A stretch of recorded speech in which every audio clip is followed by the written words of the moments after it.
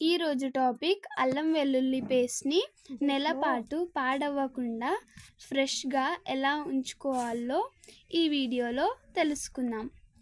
Hi friends, welcome to my channel Shruti sisters vlogs.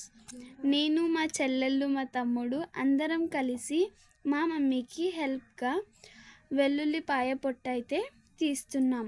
మిగతాయి మా mummy ఇంకా మా అత్తమ్మ కలిసి తీసుకున్నారు. మా తమ్ముడు కూడా తన చిన్న చేతులతో వానికి వీలైనంత వరకు వలిచాడు. ఇప్పుడు అల్లంని వాటర్లో నీట్గా కడుక్కోవాలి. కడుక్కున్న తరువాత అల్లం పైన పొట్టు నీట్గా తీసుకోవాలి.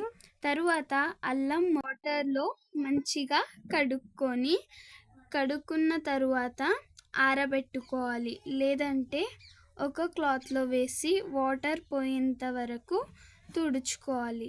అల్లంని చిన్న ముక్కలుగా కట్ చేసుకోవాలి. ఇప్పుడు కావాల్సిన ఇంగ్రీడియంట్స్: అల్లం, వెల్లుల్లిపాయ, పసుపు, ఉప్పు, 3 చిన్న సైజ్ నిమ్మకాయలు. నిమ్మకాయలని కట్ చేసుకొని వాటి రసంని ఒక బౌల్లో పిండేసుకోవాలి.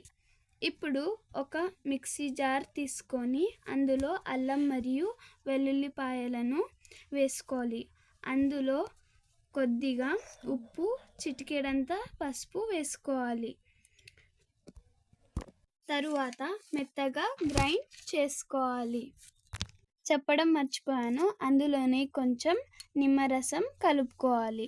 తరువాత మిగిలిన అల్లం వెల్లుల్లిపాయలను మళ్ళీ మెత్తగా గ్రైండ్ చేసుకోవాలి. అందులోనే ఇప్పుడు ఉప్పు కూడా వేసుకోవాలి.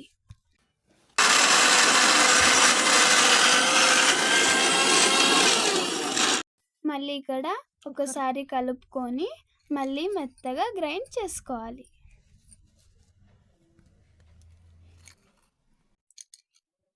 ఇదంతా ఒక బౌల్లో వేసుకొని అంతా మిక్స్ అయ్యేలా మంచిగా కలుపుకోవాలి. మొత్తం మిక్స్ అయ్యేలా కలుపుకున్న తరువాత ఒక గాజు సీసా కానీ లేదా ప్లాస్టిక్ డబ్బాని మంచిగా కడుక్కొని తడి లేకుండా ఒక క్లాత్తో తుడుచుకోవాలి.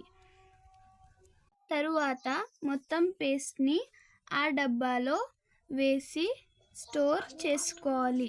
ఇలా చేస్తే నెల రోజులైనా కూడా అల్లం వెల్లుల్లి పేస్ట్ పాడవ్వకుండా ఉంటుంది.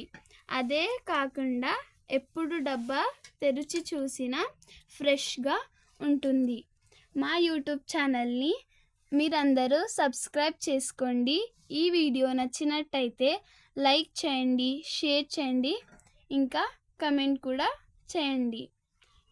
ఈ టిప్ని మీరు మీ ఇంట్లో కూడా ట్రై చేసి నాకు కమెంట్ చేయండి. బాయ్.